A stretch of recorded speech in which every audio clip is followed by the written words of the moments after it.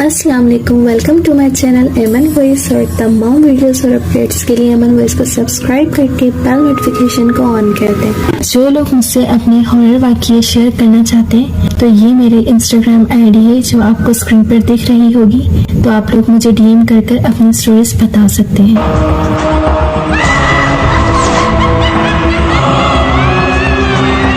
تو آئیے آج ہم ایک روح کی کہانی سننے والے ہیں، تو آئیے سنتے ہیں۔ احمد کو حیدرآباد میں سروس جوائن کیے چند ہفتے ہونے کو ہی آئے تھے، مگر ابھی تک کوئی ڈھنگ کا کرایہ کا گھر ہی نہیں مل سکا۔ جو گھر اسے پسند آتا اس کا کرایہ بہت زیادہ ہوتا۔ آخر کار شہر کے ایک پوش علاقے میں اسے ایک بڑی اچھی کوٹھی انتہائی مناسب کرایہ پر مل گئی۔ سونے پر سہاگا یہ تھا کہ وہ پوری کوٹھی فرنش تھی۔ احمد کی تو خوشی کا کوئی ٹھکانہ ہی نہیں تھا۔ اس نے اپنے اماں ابا پر زور دیا کہ وہ فوراً اس کے پاس حیدرآباد آ جائیں، مگر بڑے بھائی کے گھر بڑے سالوں کے بعد خوشخبری تھی، اس لیے اماں نے فوراً آنے سے ابھی انکار کر دیا۔ احمد شام کو گھر جاتا تو اس کو بہت تنہائی محسوس ہوتی۔ پچھلے کچھ دنوں سے احمد بیمار بھی تھا، مگر نئی نوکری ہونے کے باعث روز کام پر پہنچ جاتا۔ آج بخار بہت زیادہ تیز تھا اور گھر پہنچتے پہنچتے بہت دیر ہو گئی تھی۔ آج شام سے ہی بادل آئے ہوئے تھے، اچانک گرج چمک سے ژالہ باری شروع ہو گئی۔ گھر پہنچ کر اس نے ابھی کپڑے ہی بدلے تھے کہ بجلی چلی گئی۔ اندھیرے میں ٹکرے کھاتا بلا کے اس کو ایک موم بتی مل ہی گئی۔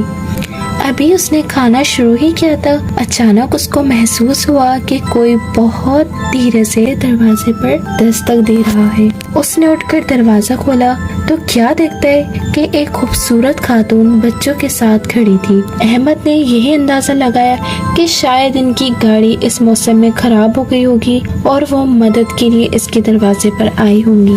احمد نے ان کو اندر آنے کا کہا۔ اس خاتون نے بہت عجیب سے انداز میں پوچھا کہ وہ کون ہے۔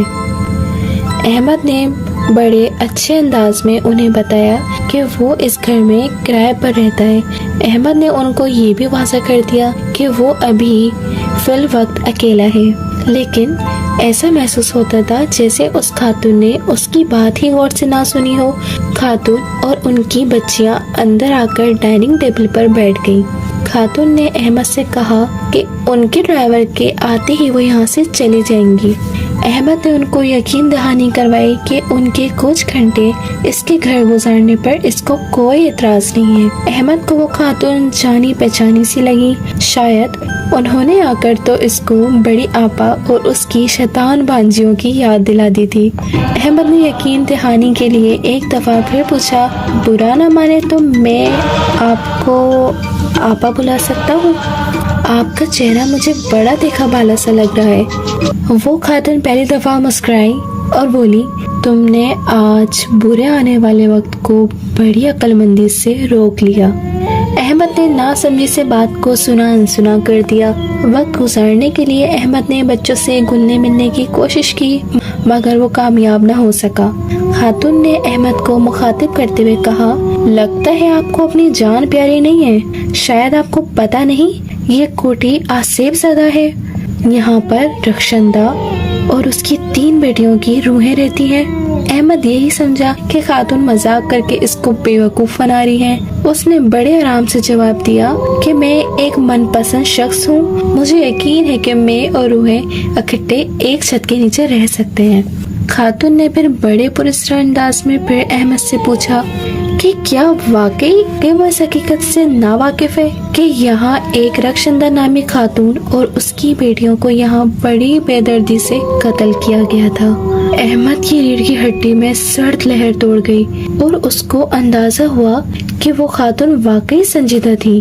اس نے ہکلا کر جواب دیا کہ وہ اس حقیقت سے مکمل طور پر لا علم تھا کہ اس کوٹھی میں کوئی دردناک حادثہ ہوا تھا۔ اس نے خاتون کو بتایا کہ وہ تو یہی سمجھتا تھا کہ مالک یہاں سے باہر ہیں، کیونکہ پراپرٹی ڈیلر نے اس کو یہی بتایا تھا۔ اس خاتون نے احمد کو مخاطب کر کے کہا، چلو میں تمہیں اس کوٹھی میں ہوئی دردناک کہانی سناتی ہوں۔ रक्षंदा एक अमीर माँ बाप की इकलौती खूबसूरत और पढ़ी लिखी औलाद थी। उसकी माँ का इंतकाल लड़कपन में हो गया था। जब रक्षंदा ने एमए किया तो उसके वालिद को कैंसर हो गया। मरने से पहले उन्होंने एक लड़के से जो उनके ही फैक्ट्री में मुलाजिम था उससे रक्षंदा की शादी कर दी। शादी के कुछ अरसे के बाद उसके वालिद का इंतकाल हो गया। बाप के मरने के बाद रक्षंदा को पता चला कि उसके ना सिर्फ ससुराल वाले बल्कि उसका मियाँ भी इंतहाई अय्यार और तंग नजर शख्स है। आहिस्ता आहिस्ता सांप ने कैंचली बदलनी शुरू की और रक्षंदा की जिंदगी मुश्किल से मुश्किल तर होती चली गई। इस दौरान अल्लाह ने इसे 3 बेटियों से नवाजा। अब तो हर वक्त ताने और मारपीट इसका मुकद्दर ही बन गया था। हर वक्त इसको बेटा पैदा न करने के, मनहूस होने के ताने दिए जाते। रक्षंदा ने एक दो दफा अजीज को ये कहने की गलती कर दी थी कि वो इसको तलाक दे दे। इसके बाद अजीज ने इसको इतना मारा कि वो 1 हफ्ता हिलने के काबिल भी न रही। अजीज ने इसको साफ अल्फाज में बताया कि उसकी हैसियत एक सोने का अंडा देने वाली मुर्गी सी है, जिसको वो ज़िबा तो कर सकता है मगर आजाद नहीं।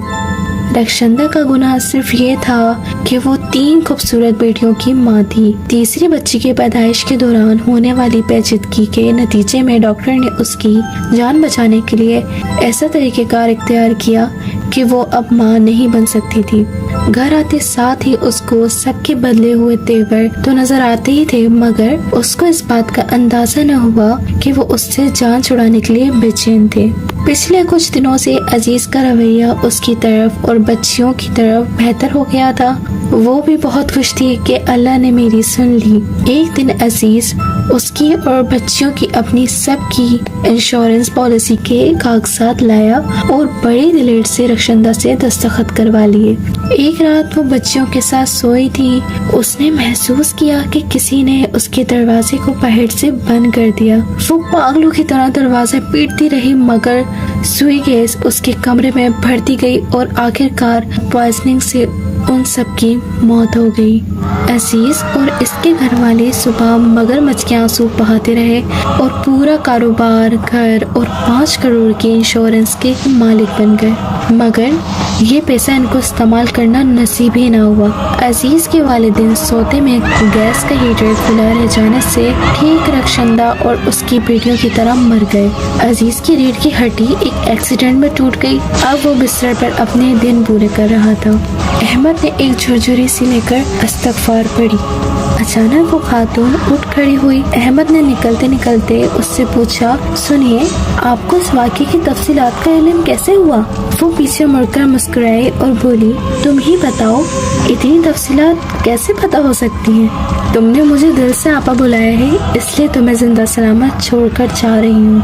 अहमद की रग में तो सनसनी से दौड़ गई। अब उसे समझ आया कि वो खातून उससे इतनी जानी पहचानी सी क्यों महसूस हो रही थी, क्योंकि मास्टर हेड रूम में उनका और उन प्यारी बच्चियों का पोर्ट्रेट ही तो लगा था। जिंदगी में पहली बार उसको रूहों के वजूद पर यकीन आया। अगली सुबह उसने सबसे पहले घर खाली किया और कब्रिस्तान जाकर रक्षंदा और उसकी बच्चियों की कब्र पर फातिहा ख्वानी की। जिन्होंने अभी तक हमारे चैनल को सब्सक्राइब नहीं किया तो वो काइंडली हमारे चैनल को सब्सक्राइब करके बेल नोटिफिकेशन को ऑन कर दें। मिलते हैं किसी और हॉरर स्टोरी के साथ, तो हमारे साथ जुड़े रहिए और अपना बहुत सा ख्याल रखें और मुझे भी दुआ में याद रखिएगा। So stay tuned. अल्लाह हाफिज़।